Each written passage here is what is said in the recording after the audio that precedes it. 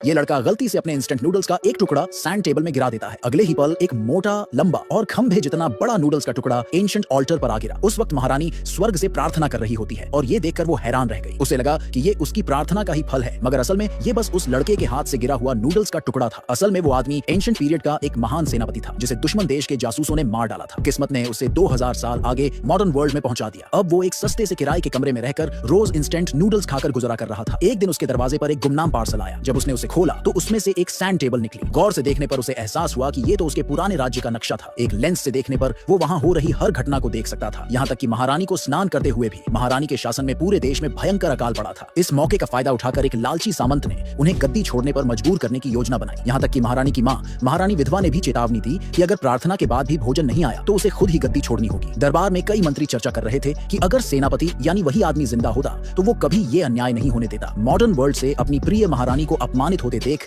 उसने गुस्से से इंस्टेंट नूडल्स की ब्रिक को जोर से दबा दिया, जिससे कुछ टुकड़े सैंड टेबल में गिर गए। और जैसे ही वो टुकड़े गिरे, एंशिएंट वर्ल्ड में ऑल्टर के बीचों बीच मोटे नूडल्स आ गिरे। सब लोगों ने इसे स्वर्ग का वरदान मान लिया। महारानी खुशी खुशी उसे उबालकर सबको खिलाया। सारे मंत्री इसकी तारीफ करने लगे, मगर उस लालची सामंत ने इसे महारानी की कोई चाल समझी। ये देखकर लड़के को समझ आया कि महारानी ने ये रिचुअल अकाल से निपटने के लिए किया था। बिना देर किए उसने पूरी एक डिब्बी इंस्टेंट नूडल्स सैंड टेबल में उड़ेल दिया। अगले ही पल एंशिएंट वर्ल्ड में एक बड़ा सा पैकेट ऑल्टर पर गिरा और देखते ही देखते पूरा शाही भंडार खाने से भर गया। ये खबर सुनकर महारानी बेहद खुश हो गई कि अब उनकी प्रजा सर्दी से बच जाएगी। लेकिन तभी दुश्मन सेना ने हमला कर दिया। महारानी खुद किले की दीवार पर चढ़कर सेना का नेतृत्व करने लगी, मगर उनकी सप्लाई और मदद पहले ही काट दी गई थी। अब उनकी हार तय लग रही थी। जवान आदमी को पता था कि दुश्मनों के हथियार बहुत एडवांस थे, इसलिए वो दौड़कर कुछ मॉडर्न वेपन्स खरीद लाया और सैंड टेबल में इस्तेमाल करने लगा। जैसे ही दुश्मन किले के पास पहुंचे, उसने एक फ्लेम थ्रोवर निकाला और दुश्मनों पर चला दिया। देखते ही देखते पूरी बैटलफील्ड जलने लगी और दुश्मनों में भगदड़ मच गई। फिर उसने पटाखे और फुलझड़ियां सैंड टेबल में फेंक दी, जिससे दुश्मन सेना में और भी अफरा तफरी फैल गई। दुश्मन सेनापति ने इसे कोई काला जादू समझकर अपनी सेना को पीछे हटने का आदेश दिया। महारानी को जब पता चला कि हेवनली फायर से दुश्मन पीछे हट गया है,